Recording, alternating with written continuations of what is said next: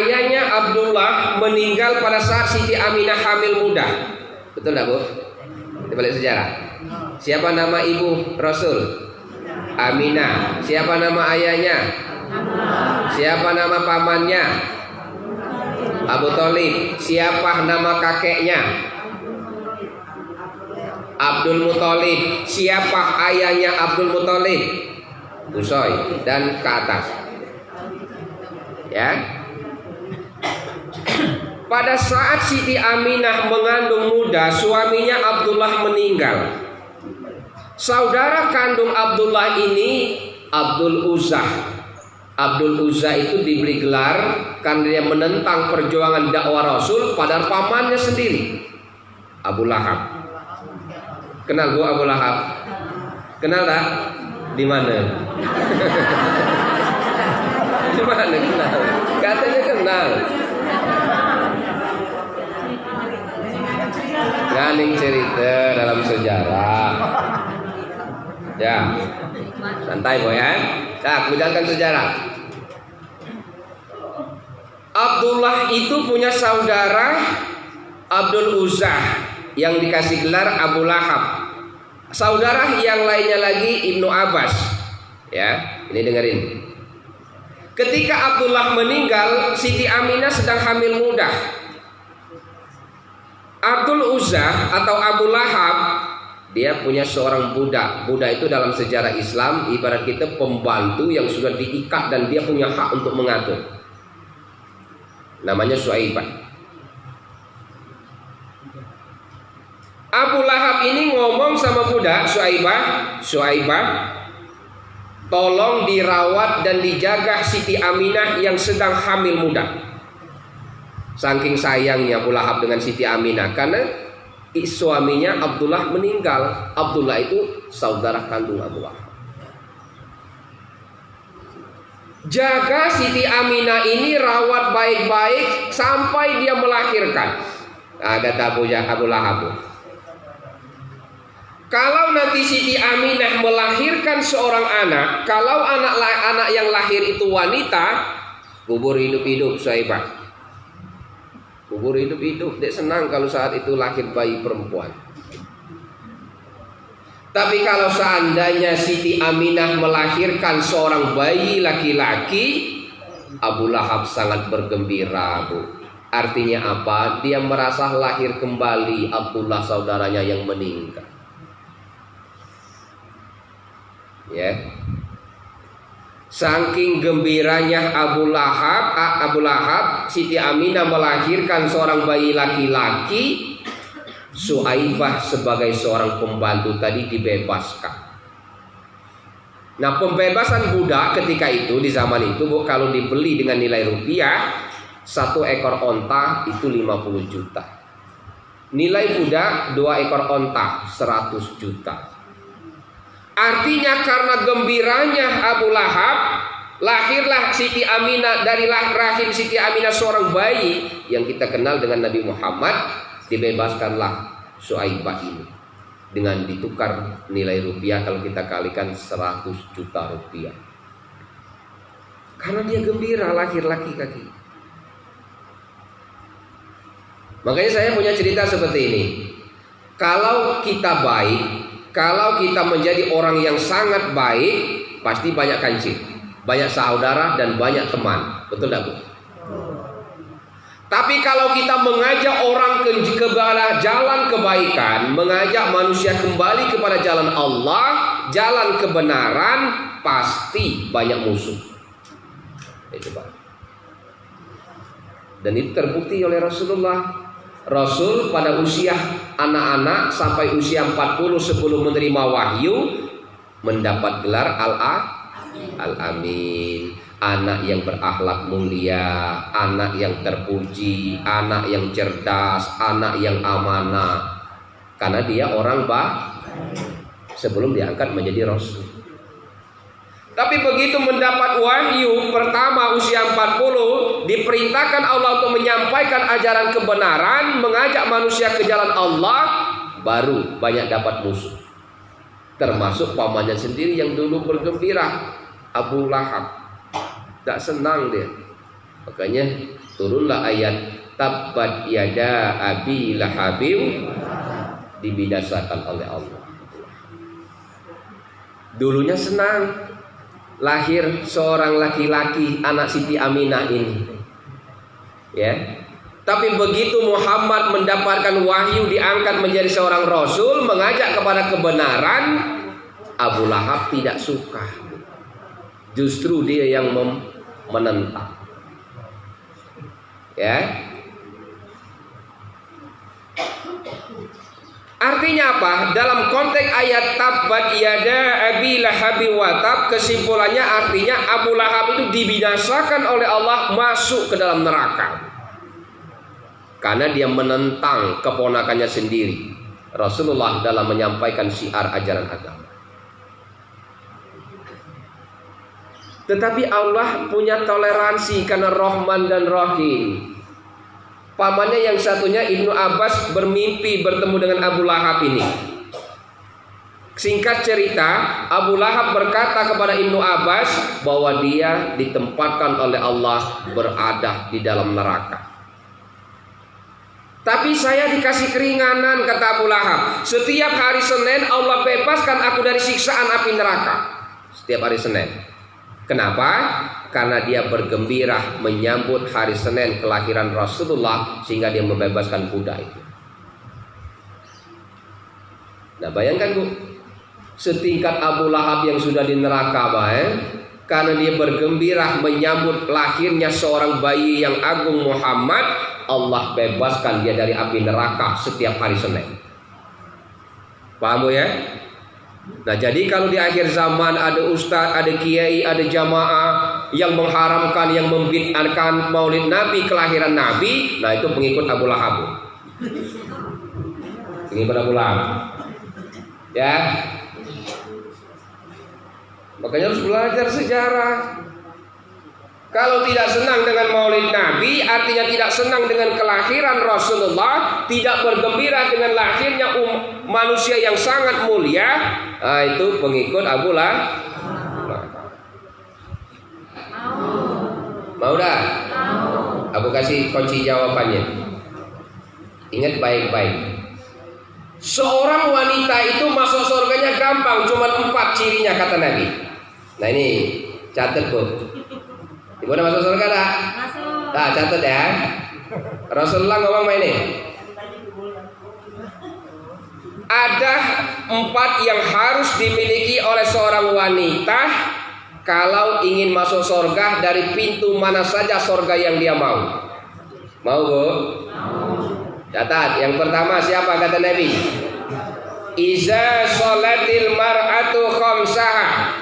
Yang pertama adalah wanita yang selalu taat dan menunaikan sholat yang tidak pernah ditinggalkan 5 waktu. Ibu sholat apa tidak? Yakin? Lasiko. Yang kedua kata Nabi, wasomat sahroha, seorang wanita yang selalu mengerjakan ibadah di bulan suci Ramadan, ibadah puasa. Ibu puasa apa dah? Betul. Kedua. Yang ketiga, wahafizat farjaha, wanita yang menutup auratnya. Ibu pakai jilbab apa tidak? Betul. Lah 3. Siko lagi syarat masuk surga. Yang keempat, wanita yang masuk surga syaratnya kata Nabi, atau zaujaha, patuh dan taat kepada suaminya. Ibu patuh apa tidak?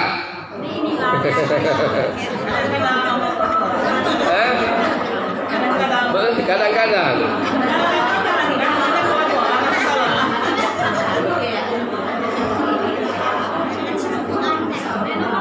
Nomor 4 inilah ya. Berarti kalau Nabi dulu ngomongkan 4 ini, berarti terjadi pada zaman Nabi.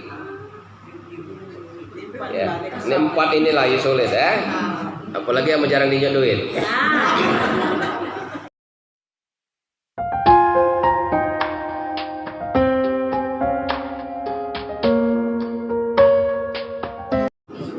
Saya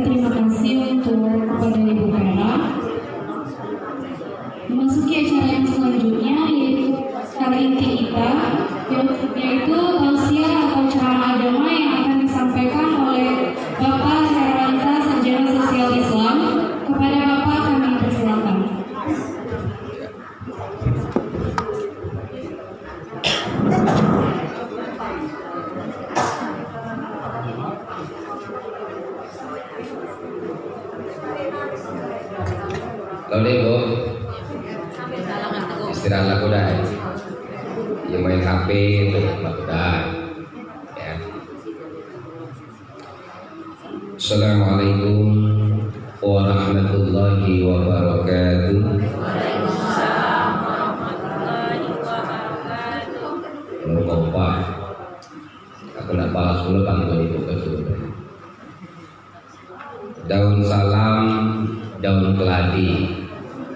Yang jawab salam, semoga naik haji. Amin. Ulangi. Assalamualaikum warahmatullahi wabarakatuh. Waalaikumsalam warahmatullahi wabarakatuh. Lalu mana?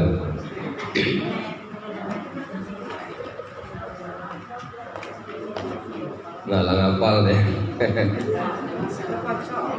Ya. Alhamdulillahirabbil alamin. Salatu wassalamu ala Rasulillah nabiyina Muhammadin wa ala alihi wa sahbihi ajma'in. Asyhadu an la ilaha illallah wa asyhadu anna Muhammadan abduhu wa rasuluh. Allahumma salli wa sallim ala sayyidina Muhammad wa ala ali sayyidina Muhammad, amma ba'd. Para alim ulama, para kiai, para ustadz dan ustazah yang hadir siang ini yang insyaallah dimuliakan Allah, Bapak Kepala Desa yang diwakili oleh Bapak Sudari, dan ada Bapak Sofian sebagai pengurus masjid yang kami hormati, yang tidak hadir tidak mengucapkan ya. Dan yang mewakili dari pihak Kecamatan Sukamerindu yang kita hormati, Ibu Ketua Badan Kontak Majelis Taklim Kecamatan Sukamerindu beserta seluruh pengurus dan jamaahnya yang insya Allah dimuliakan Allah. Amin. Bu, yang di belakang sudah belum ngobrol? Sudah belum? Kalau belum teruskanlah. Kita gantian. Ya.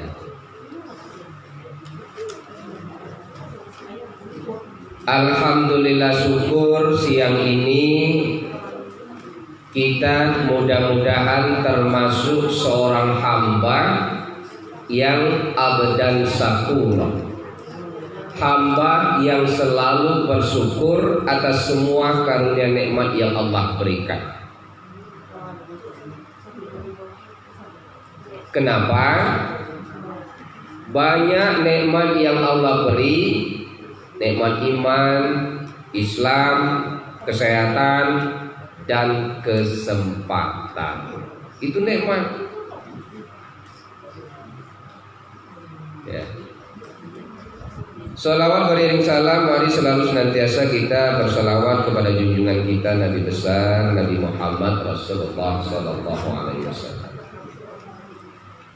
Ibu-ibu sekalian, kalau Ibu Ketua tadi ngomongkan aku ini asalnya Palembang Jarai Kapitan.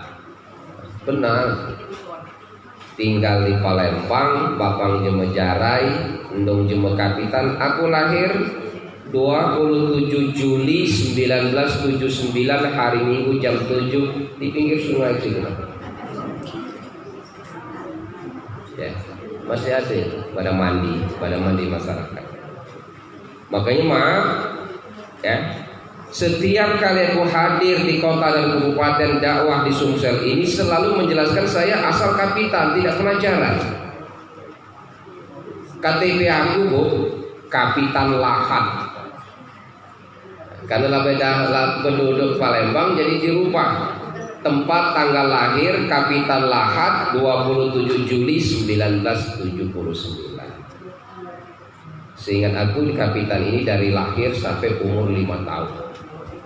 pindah ke Jarai Al-Qasam. Ya, jadi aslinya memang insya Allah orang sini.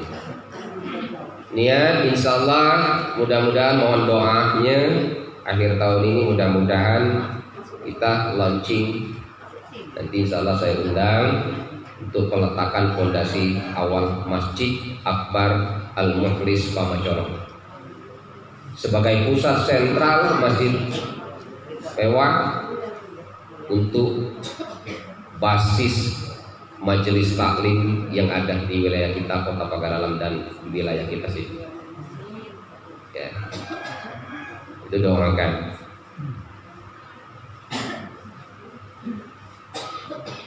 Kita hari ini pertemuan kedua, Bu, di BKMT Sukamerindu.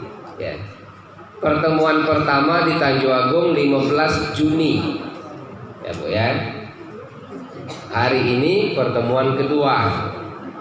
Jadi aku tuh ngatur waktu setiap tanggal 10 sampai tanggal 22 aku alokasikan jadwal untuk wilayah Pagaralam, Sukamerindu, Jarai,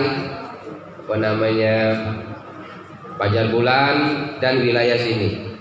Ya itulah kalau ibu nak ngomong, Ustadz kapan? Nah di antara tanggal itu lah. Karena tanggal 1-10 untuk Palembang, sisanya wilayah yang lain. Ya, itu jadwal. Dan sekaligus insya Allah besok di Masjid Nurul Islam Simpang PU baru majelis terbaru yang saya buat khusus kajian tafsir Quran. Setiap minggu kedua, setiap Jumat minggu kedua setiap bulan. Ya. Jadi besok itu jam 1:30 di Masjid Nurul Islam. Silakan ibu yang mau datang, nambah-nambah pengalaman, kita tukar pikiran, bawa Al-Quran yang ada terjemahannya. Malam nanti Tanjung Menang. Ya. Nah siang ini kita santai Bu, karena ini berkaitan dengan Maulid Nabi. Kita cerita tentang sejarah perjuangan Rasulullah dalam menyampaikan ajaran agama. Ya, lalu deh Bu Bendara.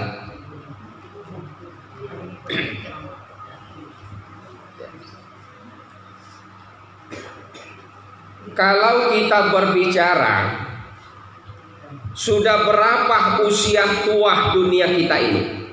Ada yang bisa jawab Bu? Berapa tuh umur dunia kita nih? Ada yang bisa jawab? Dalam silaturahmi, Ibu senang jogong ya. Nah, umur dunia kita ini kita hitung sejak dari Nabi Adam. Ya. Jarak Nabi Adam dengan Nabi Nuh catat 1000 tahun. Nabi Nuh ke Nabi Ibrahim alaihissalam 1000 tahun. Nabi Ibrahim jaraknya dengan Nabi Musa alaihissalam 750 tahun. Nabi Musa jaraknya dengan Nabi yang ke-24 Nabi Isa alaihissalam 1500 tahun. Itu jarak. Nabi Isa alaihissalam kenabiannya sampai masa Rasulullah Muhammad lahir diangkat menjadi seorang rasul, kenabian Nabi Isa alaihissalam 600 tahun. Catatlah itu. Terakhir Nabi apa? Muhammad. Terakhir Nabi Muhammad. Nabi Muhammad lahir kapan? Kita ingat 12 tahun. Lo mana ngitung kan? Ngitung jarak kelamaan aja kalau tahun gajah. Berapa? Ya, ada dua pendekatan sejarah. Nabi Muhammad itu lahir hari Senin 12 Rabiul Awal, dikenal tahun tidak bisa kita ngitungnya. Tapi kalau kita hitung berdasarkan sejarah, Nabi Muhammad itu dilahirkan tahun 571 Masehi. 571. Hitung. Sekarang tahun 2022. Kurang 571 Masehi. Berapa? Ngitung. Pernah dapat dengan ustaz-ustaz yang lain ilmu ini? Nah, itulah berapa? Ayo.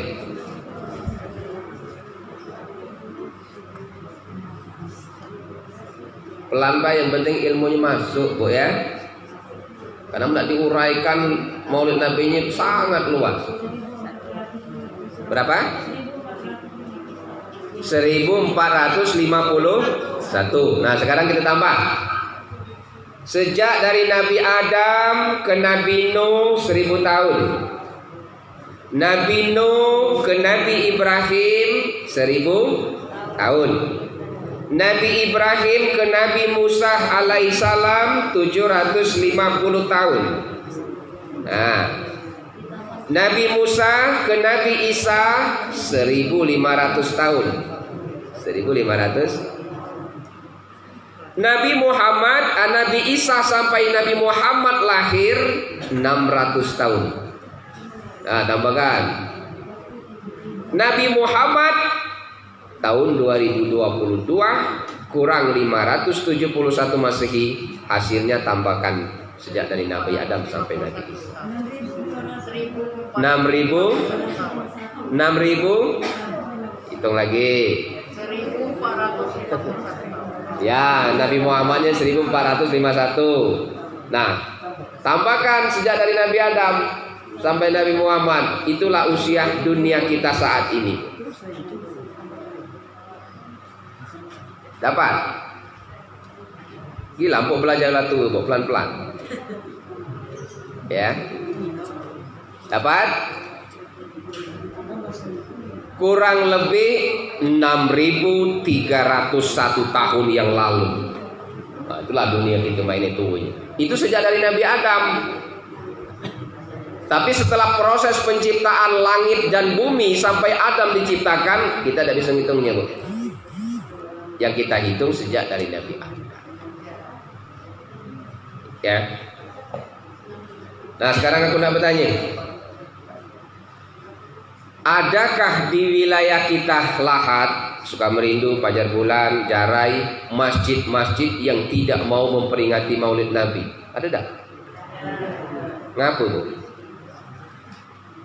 Ngapu?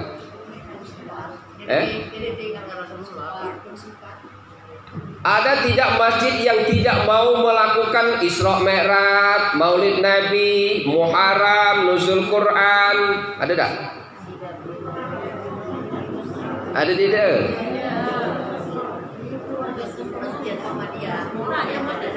Muhammadiyah, Dinda. Apa lagi? Di zaman mak ini kan banyak, dikit-dikit sesat tuh. Hah? Ada tidak?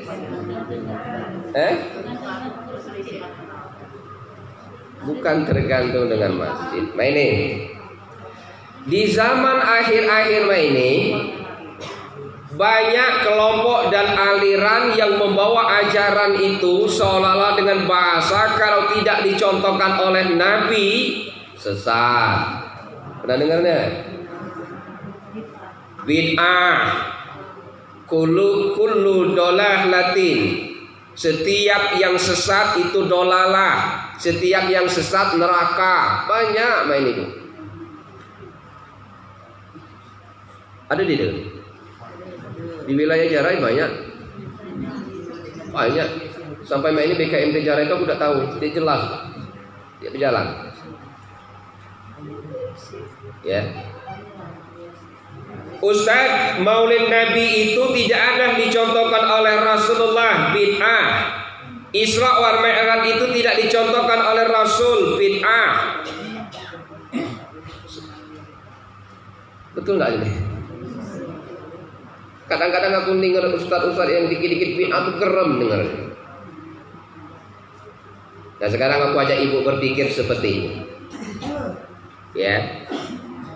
Jangan kita terjemahkan setiap sesuatu yang tidak dicontohkan oleh Rasul langsung divonis bid'ah. Pelajari dulu. Ya. Nah, aku kasih gambaran ini. Rasulullah, ayahnya Abdullah meninggal pada saat Siti Aminah hamil muda. Betul enggak, Bu? Kita balik sejarah. Siapa nama ibu Rasul? Aminah. Siapa nama ayahnya? Siapa nama pamannya? Abu Thalib. Siapa nama kakeknya? Abdul Muthalib. Siapa ayahnya Abdul Muthalib? Qusay dan ke atas. Ya. Pada saat Siti Aminah mengandung muda, suaminya Abdullah meninggal. Saudara kandung Abdullah ini Abdul Uzzah. Abdul Uzzah itu diberi gelar karena dia menentang perjuangan dakwah Rasul pada pamannya sendiri, Abu Lahab. Kenal Bu Abu Lahab? Kenal tak? Di mana? Di mana kenal? Katanya kenal. Galing cerita dalam sejarah. Ya, santai boy ya. Nah, menjalankan sejarah. Abdullah itu punya saudara Abdul Uzzah yang dikasih gelar Abu Lahab. Saudara yang lainnya lagi Ibnu Abbas. Ya, ini dengerin. Ketika Abdullah meninggal, Siti Aminah sedang hamil muda. Abdul Uzzah atau Abu Lahab, dia punya seorang budak. Budak itu dalam sejarah Islam ibarat kita pembantu yang sudah diikat dan dia punya hak untuk mengatur. Namanya Suaibah. Abu Lahab ini ngomong sama budak Suaibah, tolong dirawat dan dijaga Siti Aminah yang sedang hamil muda. Saking sayangnya Abu Lahab dengan Siti Aminah karena suaminya Abdullah meninggal. Abdullah itu saudara kandung Abu Lahab. Jaga Siti Aminah ini, rawat baik-baik sampai dia melahirkan. Nah, kata Abu Lahab, kalau nanti Siti Aminah melahirkan seorang anak, kalau anak yang lahir itu wanita, kubur hidup-hidup Suaibah. Kubur hidup-hidup. Dia senang kalau saat itu lahir bayi perempuan. Tapi kalau seandainya Siti Aminah melahirkan seorang bayi laki-laki, Abu Lahab sangat bergembira, Bu. Artinya apa? Dia merasa lahir kembali Abdullah saudaranya yang meninggal. Ya. Saking gembiranya Abu Lahab, Siti Aminah melahirkan seorang bayi laki-laki. Suaibah sebagai seorang pembantu tadi dibebaskan. Nah, pembebasan budak ketika itu, di zaman itu, Bu, kalau dibeli dengan nilai rupiah, satu ekor onta itu 50 juta. Nilai budak 2 ekor onta 100 juta. Artinya karena gembiranya Abu Lahab, lahirlah Siti Aminah, dari rahim Siti Aminah seorang bayi yang kita kenal dengan Nabi Muhammad. Dibebaskanlah Suaibah ini dengan ditukar nilai rupiah, kalau kita kalikan 100 juta rupiah. Karena dia gembira lahir laki-laki. Makanya saya punya cerita seperti ini. Kalau kita baik, kalau kita menjadi orang yang sangat baik, pasti banyak kancing, banyak saudara dan banyak teman. Betul tak, Bu? Tapi kalau kita mengajak orang ke jalan kebaikan, mengajak manusia kembali kepada jalan Allah, jalan kebenaran, pasti banyak musuh. Itu, Pak. Dan itu terbukti oleh Rasulullah. Rasul pada usia anak-anak sampai usia 40 sebelum menerima wahyu mendapat gelar Al-Amin, anak yang berakhlak mulia, anak yang terpuji, anak yang cerdas, anak yang amanah. Karena dia orang sebelum diangkat menjadi rasul. Tapi begitu mendapat wahyu pertama usia 40, diperintahkan Allah untuk menyampaikan ajaran kebenaran, mengajak manusia ke jalan Allah, baru banyak dapat musuh. Termasuk pamannya sendiri yang dulu bergembira, Abu Lahab. Tak senang dia. Makanya turunlah ayat tabbat yada abi lahabim, dibinasakan oleh Allah. Dulunya senang lahir seorang laki-laki anak Siti Aminah ini, ya. Tapi begitu Muhammad mendapatkan wahyu, diangkat menjadi seorang rasul, mengajak kepada kebenaran, Abu Lahab tidak suka. Justru dia yang menentang, ya. Artinya apa? Dalam konteks ayat tabbat yada abi lahabi watab, kesimpulannya artinya Abu Lahab itu dibinasakan oleh Allah, masuk ke dalam neraka. Karena dia menentang keponakannya sendiri, Rasulullah, dalam menyampaikan syiar ajaran agama. Tetapi Allah punya toleransi karena Rahman dan Rahim. Pamannya yang satunya Ibnu Abbas bermimpi bertemu dengan Abu Lahab ini. Singkat cerita, Abu Lahab berkata kepada Ibnu Abbas bahwa dia ditempatkan oleh Allah berada di dalam neraka. Tapi saya dikasih keringanan, kata Abu Lahab. Setiap hari Senin Allah bebaskan aku dari siksaan api neraka. Setiap hari Senin. Kenapa? Karena dia bergembira menyambut hari Senin kelahiran Rasulullah, sehingga dia membebaskan budak itu. Nah, bayangkan Bu, setingkat Abu Lahab yang sudah di neraka, karena dia bergembira menyambut lahirnya seorang bayi yang agung Muhammad, Allah bebaskan dia dari api neraka setiap hari Senin. Paham Bu ya? Nah, jadi kalau di akhir zaman ada ustaz, ada kiai, ada jamaah yang mengharamkan, yang membid'ahkan maulid Nabi, kelahiran Nabi, nah itu pengikut Abu Lahab. Pengikut Abu Lahab. Ya. Makanya harus belajar sejarah. Kalau tidak senang dengan maulid Nabi, artinya tidak senang dengan kelahiran Rasulullah, tidak bergembira dengan lahirnya manusia yang sangat mulia, itu pengikut Abu Lahab. Nah, sampaikanlah. Tinggal ibu liput ini. Aku juga sudah liput online. Ya. Jadi jangan, maksudnya ini. Jangan kita itu setiap menerima informasi, apabila tidak diajarkan oleh Al-Quran dan Sunnah, tidak dicontohkan oleh Nabi, jangan diikuti, sesat. Tidak seperti itu ajaran Islam. Ya, nah itu pengantar baik.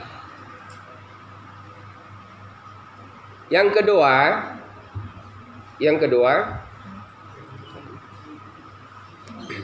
bisa. Bisa.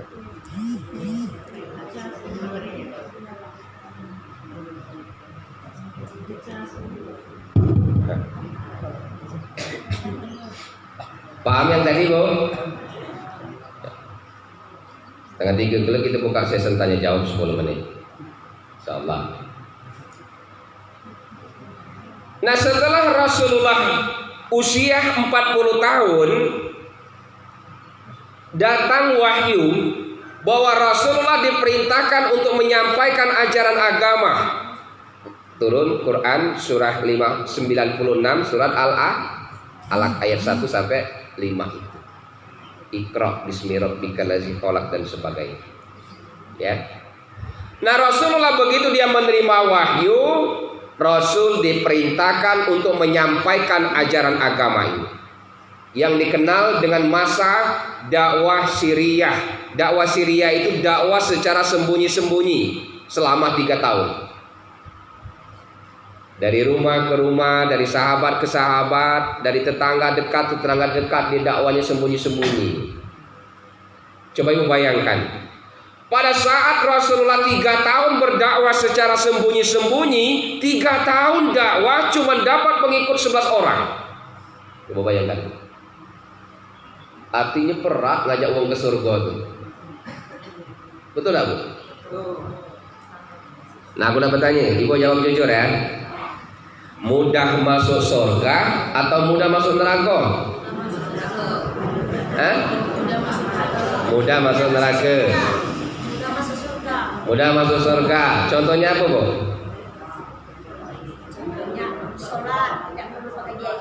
Sholat artinya ibadah tidak pakai modal. Masuk surga mudah. Masuk neraka sulit apa mudah? Bu? Sulit. Masuk surga itu mudah Bu. Tidak perlu pakai modal dan biaya. Tapi kenapa kita tidak mau? Contoh, ada seringkali kita mendengar Raudatun min Riyadil Jinan. Ada sorga-sorga yang ada di dunia. Nah sorga-sorga dunia itu Bu, sudah digambarkan juga sorga-sorga akhirat nanti. Apa itu contoh sorga dunia? Ibu datang dari rumah, datang ke majelis taklim, menambah ilmu, duduk bersama orang-orang yang soleh. Itu namanya taman-taman sorga.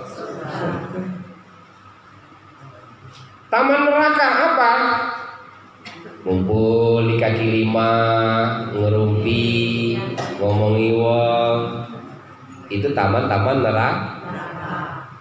Beli sayur yang seharusnya cuma 5 menit, ibu ke warung sayur sampai setengah jam. Ngomong-ngomongi itu taman-taman neraka. Ya. Nah orang banyak memilih Pak. Dia sanggup mengeluarkan biaya untuk masuk neraka. Sedangkan masuk surga tidak pakai modal dan biaya, sulit dan berat untuk melangkah. Contoh, masuk neraka itu berat, sulit, tapi sanggup mengeluarkan biaya yang besar. Biduan, joget, baju ketat, rok ketat, sepan ketat, bingung Ustaz. Disawer 50, 100, sanggup. Kunci masuk neraka. Betul tak? Sambil berjoget. Maaf, aku dinyindir, nyinggung baik ini Pak. Tapi kalau diajak masuk surga, berat kaki melangkah. Bayu Bu, itu pengajian sebulan sekali, setiap tanggal 12 atau 15 BKMP Suka Merindu, banyak dibuat kesibukan. Makanya Bu, banyak orang yang mengejar dunia, dia tidak sadar pada akhirnya akan meninggal dunia. Banyak orang yang mengejar dunia, dia tidak sadar bahwa dia akan meninggalkan dunia. Makanya hati-hati. Biasanya Allah akan uji manusia itu. Kalau banyak diberikan harta dan kekayaan, kemewahan, dia akan lupa kepada Allah. Contoh, apalagi sang silu mahal main lagi. Jadi agen sang silu. Mobil Siko ini jemput di Suku Merindu. Mobil Siko ini ngantar sayur ke terminal. Masuk waktu majelis taklim cuma sebulan sekali, tanggal 12 di Kapitan. Bayu Bu, kita ikut majelis taklim hari ini. Maaf Ibu Ketua, aku nak nyempur sayuran muda dulu Pak Rabai Kacu. Ya, sulit. Nah, artinya berdakwah itu sangat sulit, Bu. Mengajak orang kepada kebaikan itu banyak rintangan dan tantangan. Makanya Nabi Muhammad 3 tahun berdakwah cuma dapat pengikut 11 orang. Siapa ini? Orang yang pertama kali masuk Islam, Siti Khadijah. Siapa lagi? Abu Bakar Siddiq. Siapa lagi? Ali bin Abi Thalib. Siapa lagi? Utsman bin Affan. Siapa lagi? Zaid bin Sabit. Siapa lagi? Abdurrahman bin Auf. Siapa lagi? Warakah bin Naufal, seorang pendeta Nasrani. Tempat Siti Khadijah bertanya ketika Rasulullah menerima wahyu yang pertama. Dan termasuk Bilal bin Ragah dan sahabat Abu Bakar yang lainnya dan Ali bin Abi Thalib. Itulah orang-orang yang masuk Islam. Ada berapa tadi? Jadi Nabi berdakwah selama 3 tahun cuma dapat pengikut 11 orang. Coba ibu bayangkan. Artinya bu harus sabar. Kalau kita dirikan majelis taklim, dirikan TKTPA, kalau pengikutnya dikit, memang pada masa-masa Rasulullah juga seperti itu. Itu contoh Nabi Muhammad. Pada zaman Nabi Nuh alaihissalam, Nabi Nuh alaihissalam usianya 950 tahun.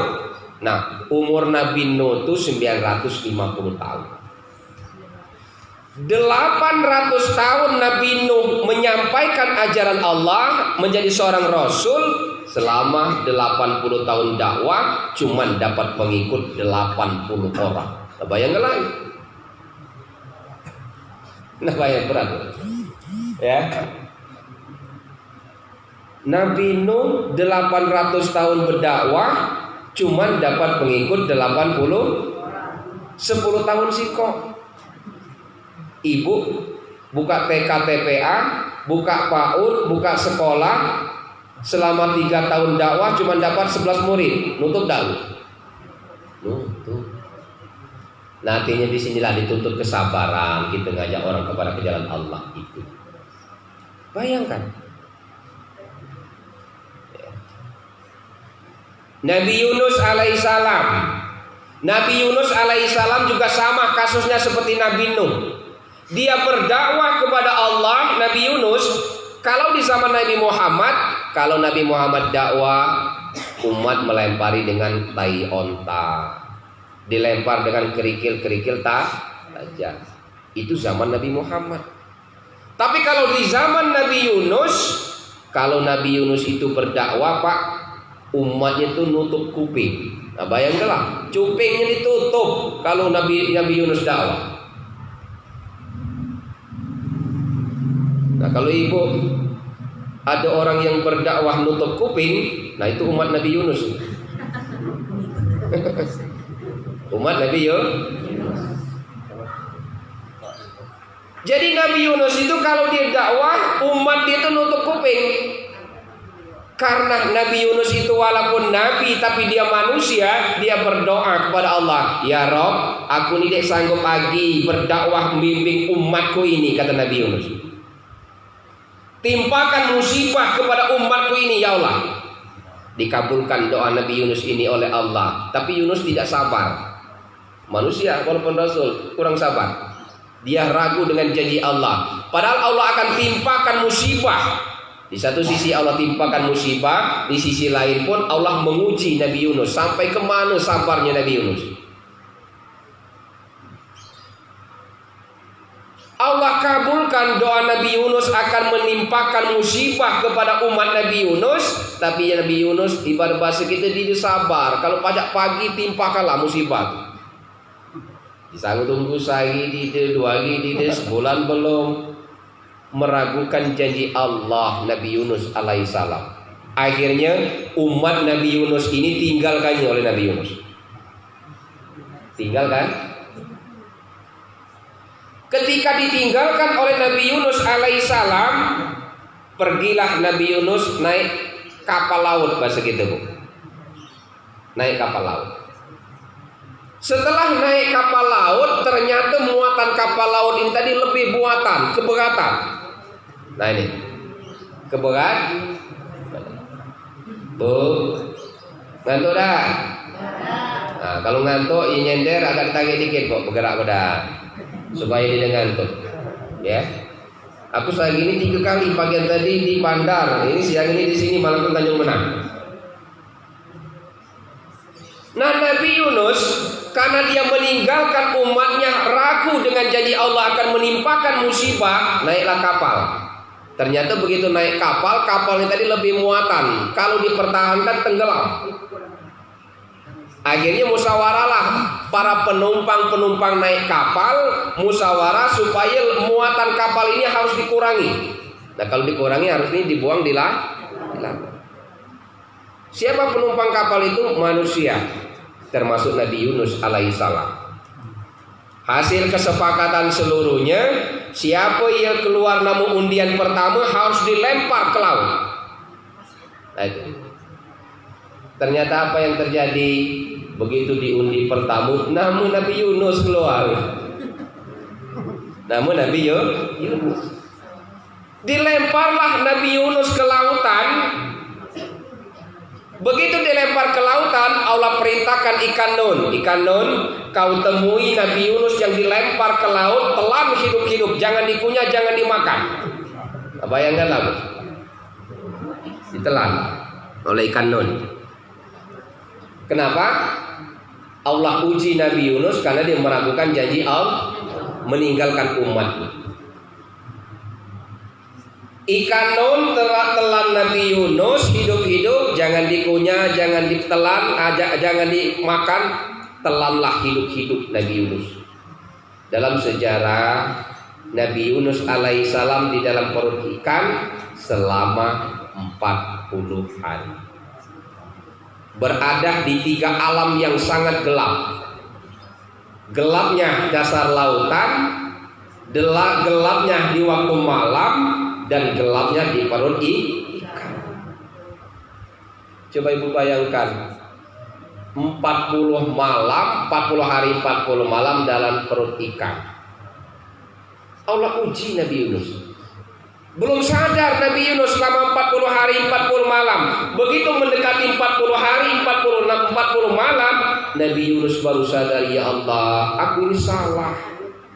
Aku berdoa kepadamu supaya timpakan musibah kepada umatku, tapi dia ragu bahwa musibah itu akan turun, ragu dengan janji Allah.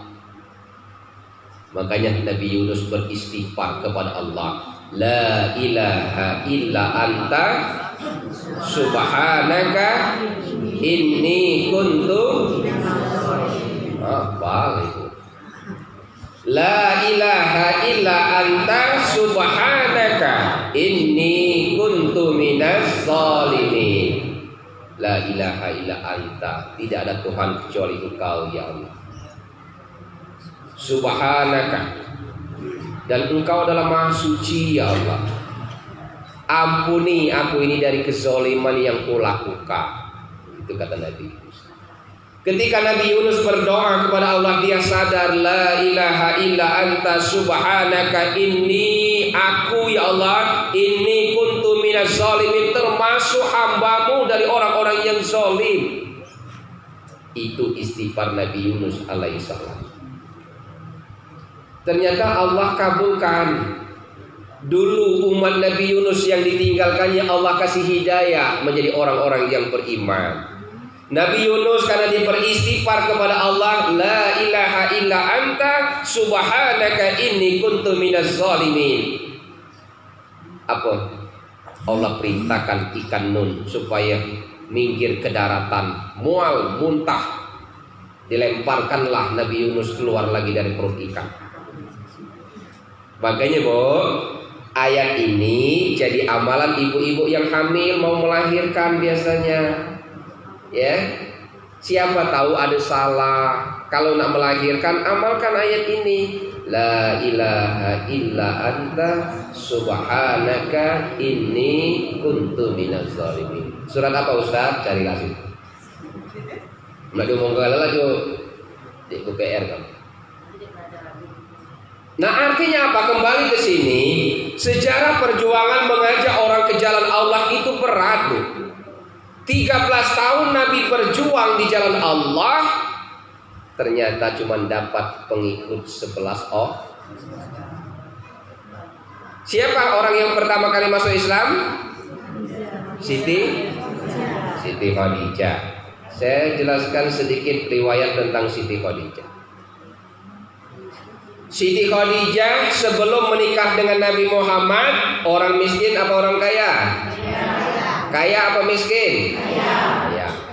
Dalam sejarah, karena kayanya Siti Khadijah itu, Bu, harta kekayaan Siti Khadijah itu sepertikah kota Mekah. Nah, bayangkanlah.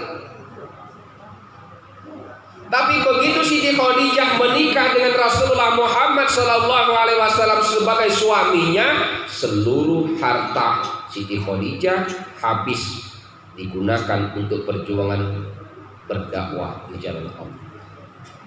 Bayangkan. Siti Khadijah malaikat apa manusia? Manusia. Nah, Siti Khadijah ini walaupun dia kaya, harta kekayaannya lah banyak habis untuk berdakwah mendukung perjuangan Muhammad, karena dia bukan malaikat tapi manusia, ada sedikit rasa kecewa. Nah, manusia ngomongnya sama ini, Muhammad suamiku, hartaku begitu aku nikah denganmu sudah banyak habis, dan ibaratnya kita sampai hari ini kita menjadi orang yang miskin.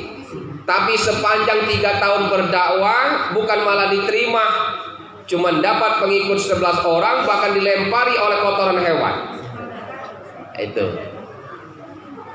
ya, boleh Ibu ya. Itu Siti Khadijah. Naluri sebagai seorang istri tadi, sebagai seorang manusia, sebagai seorang wanita, sebagai seorang ibu yang dulunya kaya jadi miskin. Hartanya habis untuk dakwah, tapi ada rasa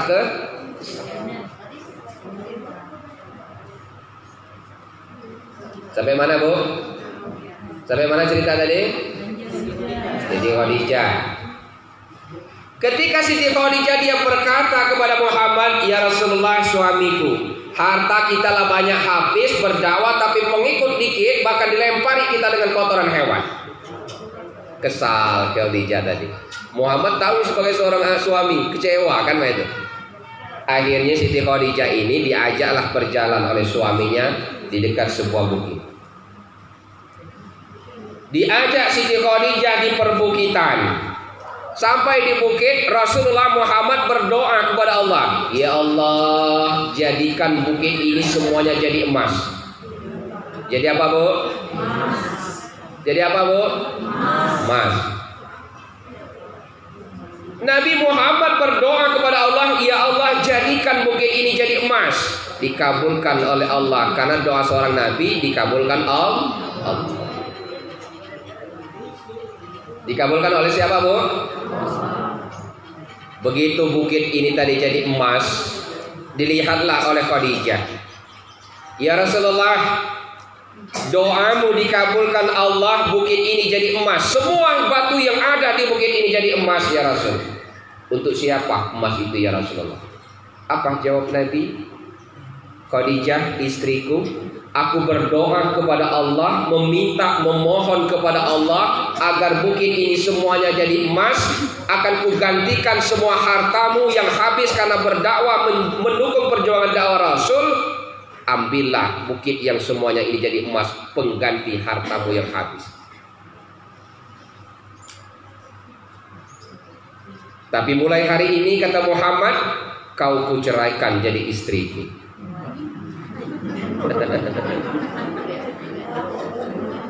Nah, mikir Khadijah ini tadi, Bu. Ibarat bahasa anak muda, "Ya Rasulullah, apa artinya intan dan permata tanpa engkau di sisiku?" Itu sadarnya Siti Khadijah. Makanya di dalam ayat, ibu bapak sekalian jamaah, "Am hasibatum an tadkhulul jannah wa lamma ya'lamillahu allazina jahadu fi sabilillah." Jangan pernah kita menganggap diri kita ini akan masuk surga. Jangan pernah kita merasa bahwa amal kita lakukan akan mengantarkan kita ke masuk surga kalau kita belum berjihad di jalan Allah Subhanahu wa ta'ala. Apa itu jihad? Banyak. Contoh, ibu-ibu. Jihadnya ibu-ibu patuh dengan suami, mengurus rumah tangga, itu jihad. Yang punya ilmu, amalkan, itu jihad. yang diangkat menjadi seorang pemimpin, menjadi pemimpin yang beriman dan amanah, itu jihad di jalan Allah. Bu, mau masuk surga dah? Mau dah? Aku kasih kunci jawabannya. Ingat baik-baik. Seorang wanita itu masuk surganya gampang, cuma 4 cirinya kata Nabi. Nah ini catat Bu. Ibu udah masuk surga dah? Masuk. Nah, catat ya. Rasulullah ngomong ini. Ada 4 yang harus dimiliki oleh seorang wanita kalau ingin masuk surga dari pintu mana saja surga yang dia mau. Mau Bu? Catat. Yang pertama siapa kata Nabi? Iza sholatil mar'atu khamsaha. Yang pertama adalah wanita yang selalu taat dan menunaikan sholat yang tidak pernah ditinggalkan 5 waktu. Ibu sholat apa tidak? Yakin? Lasiko. Yang kedua kata Nabi, wasomat sahroha. Seorang wanita yang selalu mengerjakan ibadah di bulan suci Ramadan, ibadah puasa. Ibu puasa apa dah? Betul. Kedua. Yang ketiga, wahafizat farjaha. Wanita yang menutup auratnya. Ibu pakai jilbab apa tidak? Betul. Lah 3. Siko lagi syarat masuk surga. Yang keempat, wanita yang masuk surga syaratnya kata Nabi, atau zaujaha, patuh dan taat kepada suaminya. Ibu patuh apa tidak?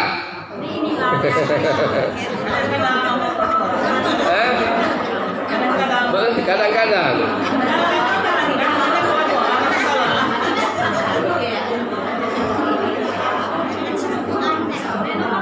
Nomor 4 inilah ya. Berarti kalau Nabi dulu ngomongkan 4 ini, berarti terjadi pada zaman Nabi. Ya, ini 4 inilah yang sulit ya. Apalagi yang jarang dijodohin. Ini bahasa dia. Jadi kata Nabi, kalau seorang wanita yang dirindukan surga ingin masuk surga dari pintu mana saja yang dia suka, maka dia harus mengerjakan yang 4 ini. Pertama, sholat dijaga. Kedua, puasa. Ketiga, menutup aurat. Keempat, patuh dan taat kepada suami.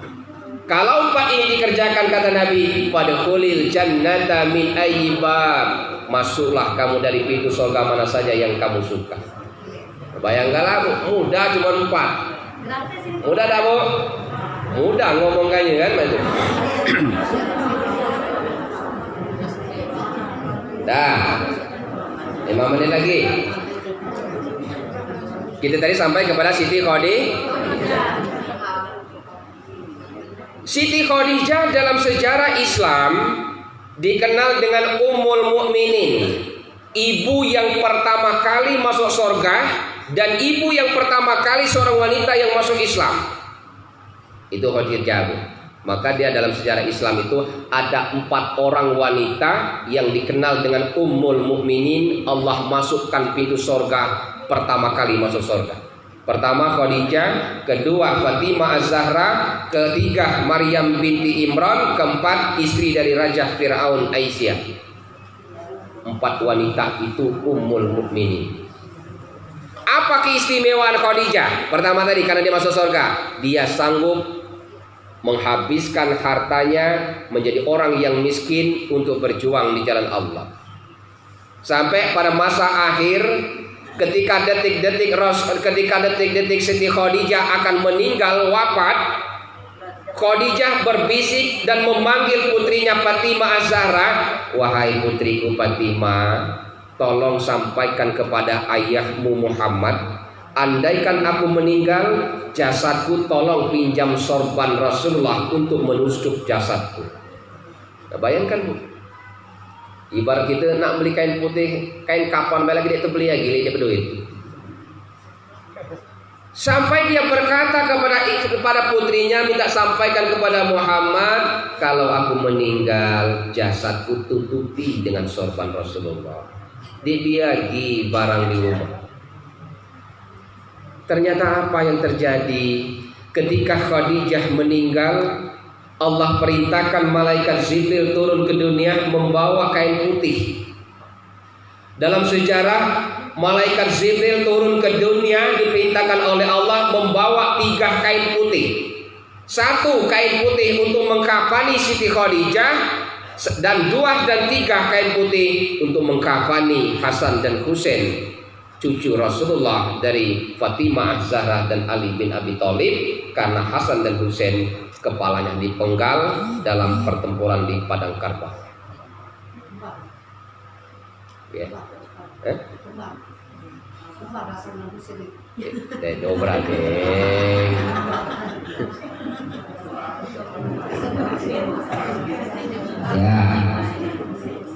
Dan baru periode Mekah 3 tahun kita sampaikan dakwah Rasulullah. Waktu mana jam 3 dikit. Ketika Rasulullah selesai dakwah selama 3 tahun, catat, turun Quran surah ke-15. Insyaallah. Turun Quran surah 15 Al-Hijr ayat 94.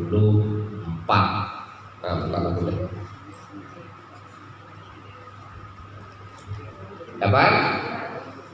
Baik, dapat Bu? Al-Hijr ayat 94, nomor surat insyaallah 15 ayat. Namanya Al-Hijr, Quran surah ke-15 ayat 94. Bunyinya seperti ini. Fasda' bima tu'maru wa a'rid 'anil musyrikin. Ya Rasulullah, sampaikanlah ajaran agama itu secara terang-menerang dan berpalinglah dari orang-orang yang musyrik. Nah, artinya setelah 3 tahun Rasul dakwah sembunyi, dapat perintah Rasul dakwah secara terang-terangan. Ketika Rasul dakwah terang-terangan, itulah banyak menghadapi cobaan dan ujian. Masyarul muslimin, ibu-ibu yang insyaallah dimuliakan Allah, insyaallah lain waktu kita jelaskan dakwah Rasulullah ketika dia secara dakwah terang-terangan periode Mekah dan Madinah.